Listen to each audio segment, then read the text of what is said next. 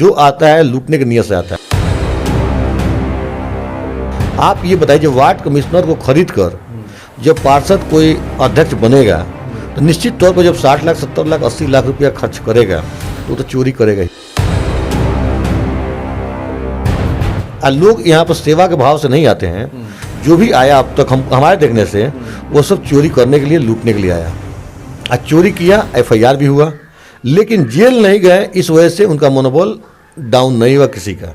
अब BA, BCom, BSc और MA, MCom करें विश्व की सबसे बड़ी यूनिवर्सिटी इग्नू से। सॉल्ड असाइनमेंट और गाइड बुक्स प्राप्त करें। संपर्क करें Mahakal computers, DAV college gate के सामने, सिवान। थायराइड, शुगर और मोटापे से हैं परेशान तो मेट्रो हॉस्पिटल सिवान है एक बेहतर समाधान। डॉक्टर MS अहमद अंतर्राष्ट्रीय कुशलताओं के साथ दे रहे हैं सेवाएं। संपर्क करें centre point, Chakiya Bindusar road, Siwan.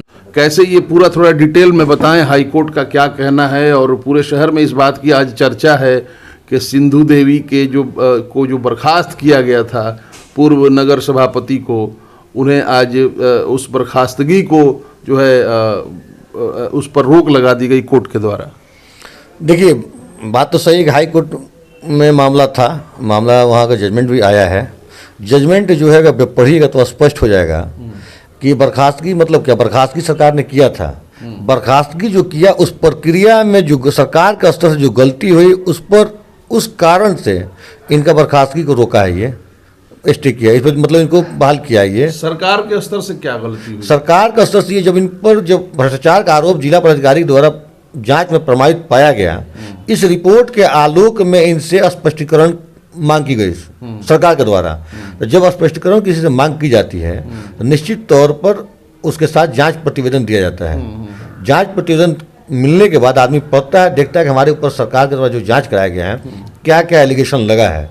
लेकिन इनको जब जांच प्रतिवेदन दिया गया उनमें इसमें जांच प्रतिवेदन इसमें नहीं था। स्पष्टीकरण में 2 स्पष्टीकरण पर हुआ, दोनों में इनको जांच प्रतिवेदन नहीं था।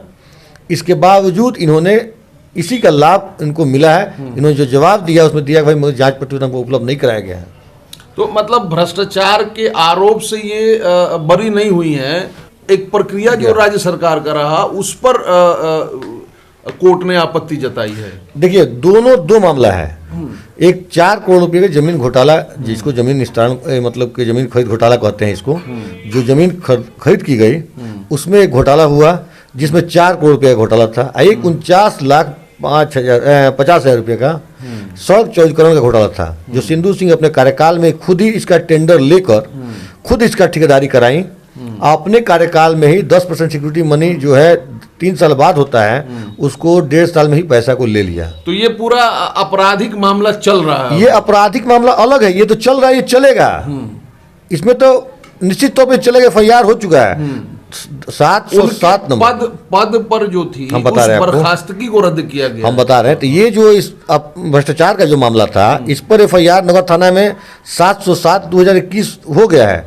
अभी ये एंटीसिपेटरी बेल लेने के लिए लगी हुई है, कोर्ट में इनका चल रहा है मामला। ये मामला पद से जो बर्खास्त किया गया था इसका अलग मामला है। इस पर यूं गई थी कि प्रक्रिया सरकार के द्वारा नहीं अपनाया गया, अब मुझे हटा दिया गया। ये तो सरकार एक नेचुरल जस्टिस है, ये होना भी चाहिए। जिस पर एलिगेशन लगे उसको आरोप पत्र देना चाहिए। माने सिंधु देवी से ये पूछा नहीं गया कि आप पर ये आरोप लगे हैं, आपका क्या कहना है? हाँ, आप ये कह रहे हैं। हाँ, सही बात है। यही इनसे पूछना चाहिए, प्रधान सचिव को अपने कोर्ट में बुलाकर इनको पूछना चाहिए। आज जो जांच रिपोर्ट है उनको देकर नेचुरल जस्टिस का पालन होना चाहिए। और जो ऑर्डर लिखते हैं ऑर्डर में उनका बात भी आना चाहिए कि उनके द्वारा तर्क क्या दिया गया, बचने का प्ली लिया गया। और DM के द्वारा जो जांच जो किया गया उस पर क्या क्या अनियमितता उन्हें बताई गई, उस जांच रिपोर्ट में स्पष्ट है कि 2 करोड़ 23 लाख रुपया उस NGO को इन्होंने श्रीमती सिंधु सिंह के द्वारा उनके ऊपर आरोप रहा कि जो 2 करोड़ 23 लाख रुपया दूसरे लोगों के खाता में दे दिया गया। ये आपको मतलब जो लोग इसमें जमीन को रजिस्ट्री नहीं किए हैं, जो जमीन में नहीं है, उनको 2 करोड़ 23 लाख रुपया इनके कलम से इशू किया गया है, दिया गया है। ये तो आरोप प्रमाणित है जिस पर आपराधिक अभी 2 बात समझ में ये आती है कि उनके ऊपर जो आपराधिक मामला है वो चलता रहेगा, लेकिन जिस तरीके से बिहार सरकार ने उनका पक्ष नहीं जाना सिंधु देवी का, और बिना पक्ष जाने उनको बर्खास्त किया, उस प्रक्रिया पर कोर्ट ने उसको निरस्त किया है। यानी अब आगे इस मामले में आपको क्या समझ में आता है? इस रिपोर्ट के आधार पर ही इनसे स्पष्टीकरण फिर दोबारा सरकार हो चाहे तो मांग सकती है। आदेश में ये आया है कोर्ट के, आप फिर प्रक्रिया अपना कर इनको बर्खास्तगी के तरफ कार्रवाई करेगी, हो सकता है। दूसरा चीज ये होगा, सरकार को जो 25,000 का अर्थदंड हुआ है, तो सरकार हो सकता है, इसमें टाइम लिमिट होता है कि 90 दिन चाहे 1 महीना के अंदर आपको अपील में जाके जो करना है, इसमें होता है ये टाइम लिमिट है। सुप्रीम कोर्ट भी सरकार जा सकती है। ये बात एकदम स्पष्ट कर लीजिए कि बर्खास्तगी सिर्फ उस वक्त जो बर्खास्त किया गया उसको रद्द किया है, ऐसा नहीं मत समझिए, चाहे लोग मत समझे कि इसे आपराधिक मुकदमा से इनको बरी किया गया। वो आपराधिक मुकदमा चलेगा, ये नगर परिषद के कार्यालय में नहीं बैठ सकती हैं। कार्यालय नगर परिषद भंग है, चुनाव की प्रक्रिया में जा रहे हैं हम लोग, ये इसमें नहीं बैठ सकते। जो आदेश एक शब्द लिखा था बर्खास्त किया गया, इसके लिए वो हाई कोर्ट गई थी कि हमको बर्खास्त जो किया गया वो नियम का पालन नहीं किया गया था। इसी पर हाई कोर्ट ने जजमेंट दिया है, एकदम स्पष्ट ये है, इनको कहीं कुछ राहत नहीं है। अगर आगे प्रक्रिया का पालन किया जाए तो ये पुनः उनकी बर्खास्तगी हो बहाल निश्चित तौर पर अगर चाहे सुप्रीम कोर्ट जाए चाहे सरकार फिर पुनः इसका प्रक्रिया को पालन जब करेगी तो निश्चित तौर पर फिर बर्खास्त होगा। इसलिए धारा में एक्ट में स्पष्ट है 25(4)(5) में कि जो भ्रष्टाचार के आरोप में प्रमाणित पाया जाएगा उसको पद से बर्खास्त करने का अधिकार सरकार को है। कोर्ट का इंटरफेरेंस में नहीं होगा, नहीं होने वाला है। हाँ, कोर्ट ने जो किया है सिर्फ प्रक्रिया गलत होने की वजह से इन पर अर्थदंड किया है। बिल्कुल, ये एकदम स्पष्ट है। ये पूरा मामला आपने उठाया था और अभी आप इस पूरे मामले को कैसे देखते हैं? आपकी सक्रियता इसमें किस रूप में रहेगी? देखिए, आप जब हम 2007 से नगर परिषद में पार्षद पहली बार चुन कर हम आए, उस वक्त से हम भ्रष्टाचार के खिलाफ लड़ाई लड़ रहे हैं हम लोग। आप जब देखिएगा, पीछे जब जाइएगा फ्लैशबैक में, तो आप देखिएगा कि सीवान में 15 करोड़ का पहले भी खरीदारी किया गया, जिसमें FIR निगरानी थाना पटना में हुआ। उसके बाद बस स्टैंड का घोटाला जिसमें हुआ, उसमें सब आप ही लिखे जी जी जी जी जी जी निगरानी से जांच कराए। उसके बाद FIR नगर थाना में हुआ। लगभग 4 FIR नगर परिषद से भ्रष्टाचार से संबंधित ये आपको थाना में यह दर्ज हो चुका है। उसके बाद भी जो भ्रष्टाचारी अध्यक्ष होते हैं उनका रवैया आज तक बदला नहीं है।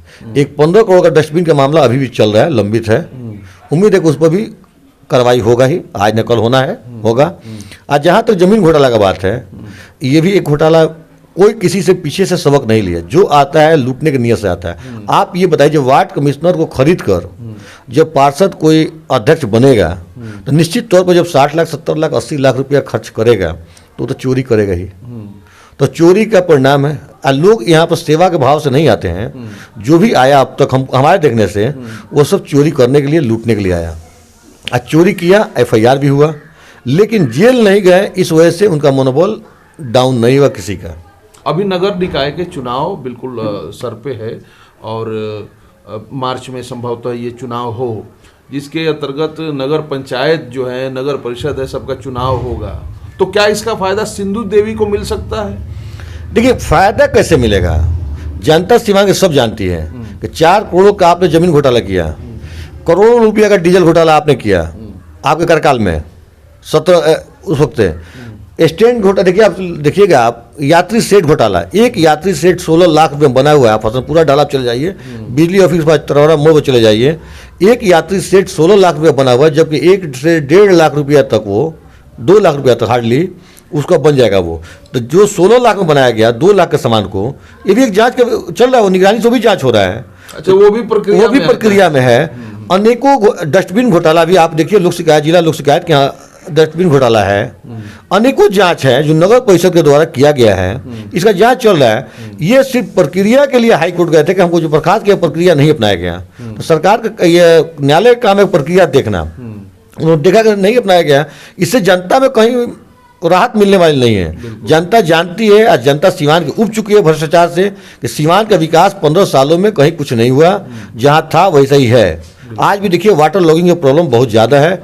आज भी देखिए, मैक्सिमम मोहल्ले में कच्ची सड़कें हैं, नाला का सही व्यवस्था नहीं है, होल्डिंग टैक्स का कोई मनमाना कोई गार्जियन नहीं है, बहुत सारा समस्याएं आज भी जनता के बीच भ्रष्टाचार है। तो जनता इसको निश्चित तौर पर, हमको लगता है कि आने वाले चुनाव में भ्रष्टाचारियों को घर बैठाने का काम करेगी और निष्पक्ष साफ सुथरे लोगों को लाएगी, ये सीवान सुंदर बन सके, निश्चित और साफ सीवान बन सके। हेलो हेलो हेलो, हाँ, ये सिंधु सिंह जी बात कर रही हैं क्या?